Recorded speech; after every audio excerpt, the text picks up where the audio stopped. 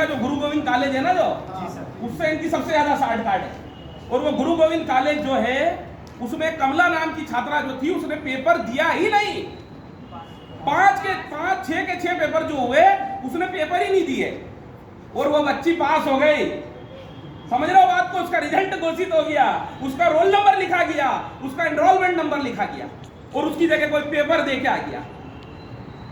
जब ये काफी आरटीआई में एक आरटीआई एक्टिविस्ट ने निकाली और निकालने के बाद वो काफी रखी और बताया कि ये कमला नाम की छात्रा कैसे पास हो गई, तो वो कहते हैं कि नहीं ये कमला नहीं थी, एक निकिता नाम की लड़की को बुलाया और उससे लिखवाया एफिडेविट। फिर एफिडेविट की क्या जरूरत?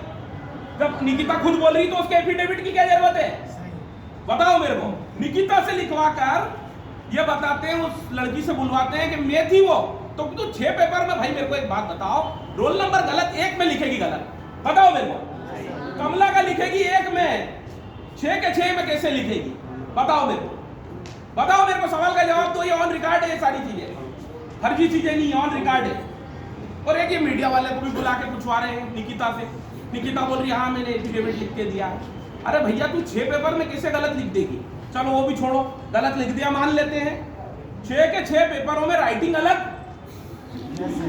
बताओ मेरे को, 6 के 6 पेपरों में राइटिंग अलग हो गई, ये कैसी भी विडंबना है देवी अहिल्या विश्वविद्यालय की? बताओ दादा कैसे हो गया ये? अरे भैया भाई चोरी करो, चोर का भी दिल जो है एक दिन पसीज जाता है कि मैंने बहुत चोरी करी। ईमान रहता है चोर में भी कभी कभी, इतना सा रहता है, लेकिन इनमें तो इतना सा भी नहीं है। और फिर बीएड की स्पेशल एटीकेटी कराने में फिर तुम्हारा दिल क्यों दहल रहा है? करा दो, खत्म करो उसको करा के।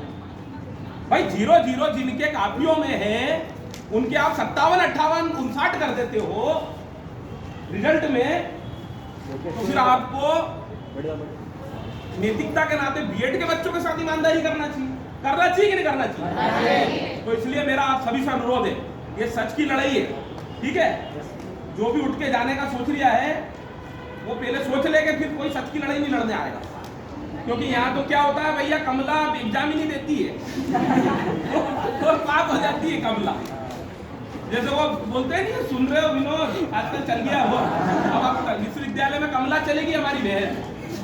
तो ये इनकी नैतिकता मर गई है। इन लोगों को सोचना चाहिए कि सिद्धांत की लड़ाई है, नैतिकता की लड़ाई है, सच्चाई की लड़ाई है। और जब हम माँ अहिल्या की नगरी में है, हम शपथ लेते हैं भाई, संवैधानिक पद पे मैडम कुलपति मैडम, उनको राज्यपाल मोदी ने बनाया है, समझ रहे हो बात? उनके कुलपति भी जो है, उनके ये मुख्यमंत्री भी जो है उनके मामले में इंटरफेयर ज्यादा नहीं कर सकते। जब आप सब निष्पक्ष छवि की हो, निष्पक्ष पद की हो, छवि की तो नहीं हो, निष्पक्ष पद की हो तो निष्पक्ष छवि की बन जाओ ना। आप एक घंटे की 1 बजे से लेकर 2 बजे तक सुनवाई लगा लो रोज। गलत बोल रहा हूँ क्या भैया? वीडियो बनाने वाले से निवेदन कर रहा हूँ, भाई साहब आपसे भी बोल रहा हूँ, 1 घंटे की सुनवाई नहीं कर सकती क्या कुलपति? भाई जो हमारे संभाग के बच्चे आ रहे हैं वो आकर उनको जवाब देंगे, सवाल पूछेंगे, जवाब देंगी उनको। परीक्षा नियंत्रक इसके पहले तिवारी सर थे। तिवारी सर को कभी बताना नहीं पड़ता था कि उनका काम क्या है।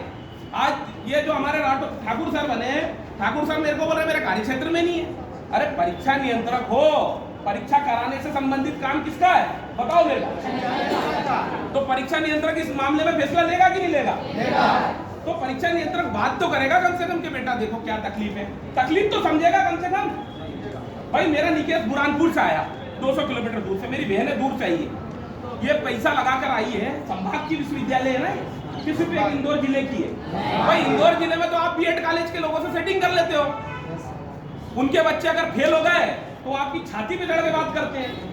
तो फिर आपसे यहाँ पर क्यों नहीं हो रहा है कुछ? यहाँ पर भी करिए ना। ग्रामीण में आपसे सेटिंग नहीं हुई, आपने उन बच्चों को के साथ बेईमानी करी, इनके साथ तो मत करो कम से कम। नैतिकता मर चुकी है इनकी।